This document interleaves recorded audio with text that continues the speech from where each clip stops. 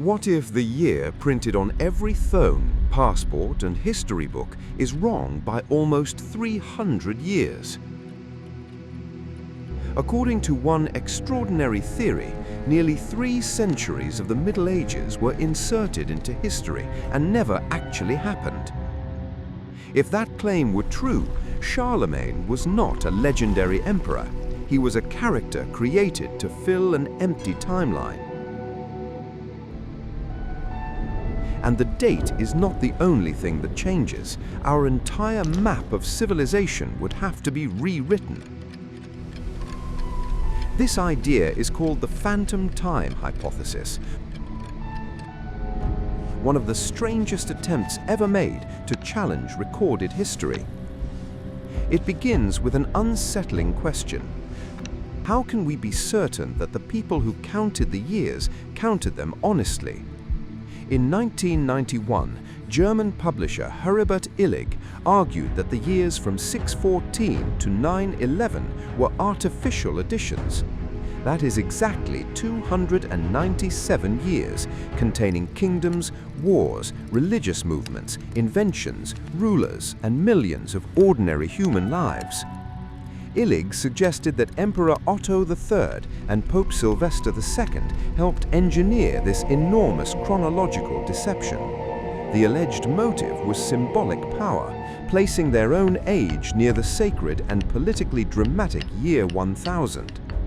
To make the new timeline believable, the conspirators would need fabricated chronicles, altered genealogies, invented rulers, and falsely dated monuments.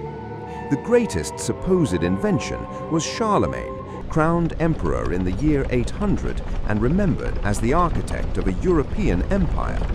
Under phantom time, his battles, reforms, court, scholars, and imperial coronation become parts of an elaborate medieval screenplay. It sounds impossible, but conspiracy theories rarely begin with impossibility. They begin with one detail that feels strangely out of place. For Illig, that detail was hidden inside the calendar most of the world still uses today. The older Julian calendar treated a year as exactly 365 days plus 1 extra day every 4 years. But Earth completes its seasonal year slightly faster, so the calendar slowly drifted away from the Sun over many centuries. By 1582, the spring equinox was occurring about 10 calendar days earlier than the date used by the medieval church. Pope Gregory XIII ordered a correction, and in several countries, October 4th was followed immediately by October 15th. 10 numbered dates disappeared from the calendar. Although no lived time vanished, people simply woke under a corrected date. Illig argued that if drift had accumulated since Julius Caesar, the correction should have been closer to 13 days. Why then were only 10 removed? To believers, the missing difference looked suspiciously close to 3 invented centuries. This is the theory's most seductive moment because it turns a technical calendar adjustment into apparent evidence of erased time. But the calculation starts from the wrong benchmark. The reform was not designed to restore Caesar's original calendar. It was intended to restore the equinox to its position around the Council of Nicaea in 325, especially for calculating Easter. From 325 to 1582, the Julian era produces roughly the 10-day drift the reformers actually corrected. So the calendar does contain a mystery, but not the one phantom time requires. Its central arithmetic loses its foundation. The theory then moves to a second argument. The early Middle Ages can appear unusually thin in surviving written records.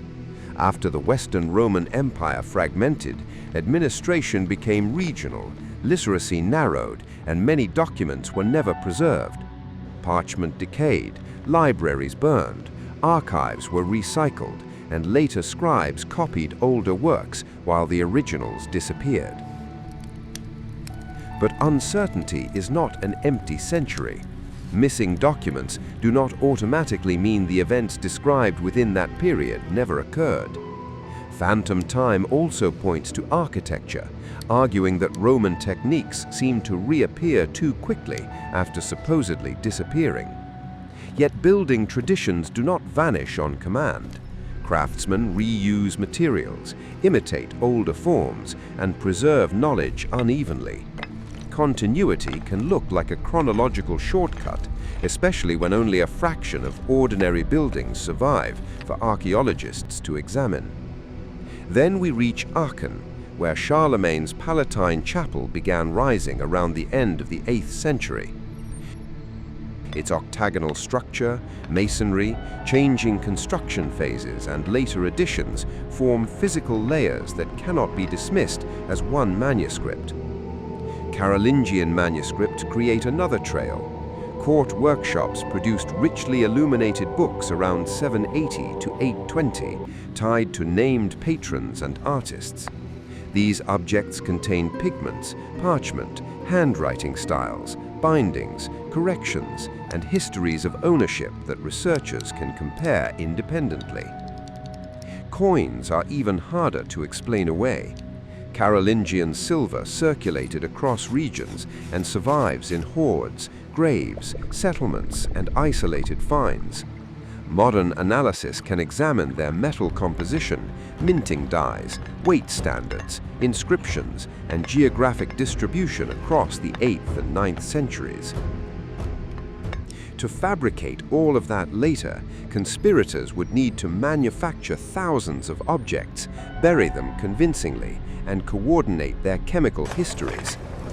And Europe was never isolated.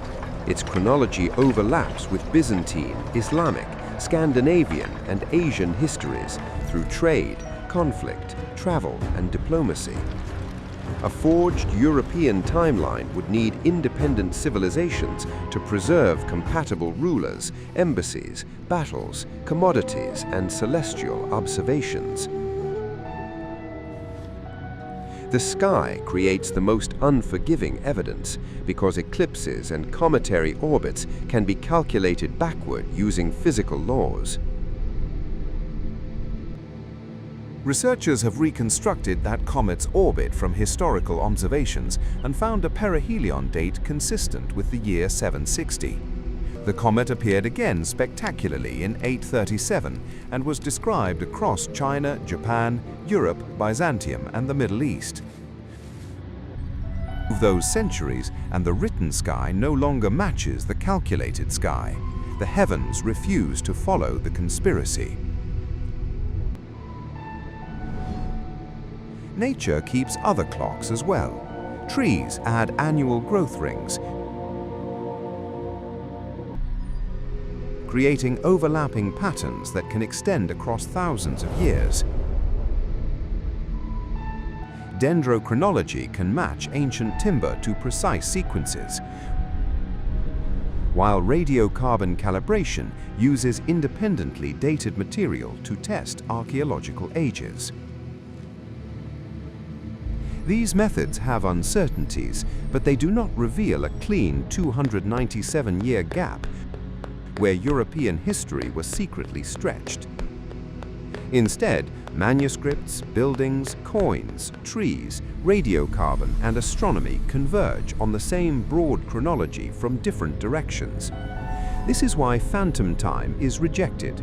Accepting it requires treating every contradictory object, culture, and natural clock as part of the fraud. But the theory remains fascinating because it exposes a real weakness in how many of us imagine history is known.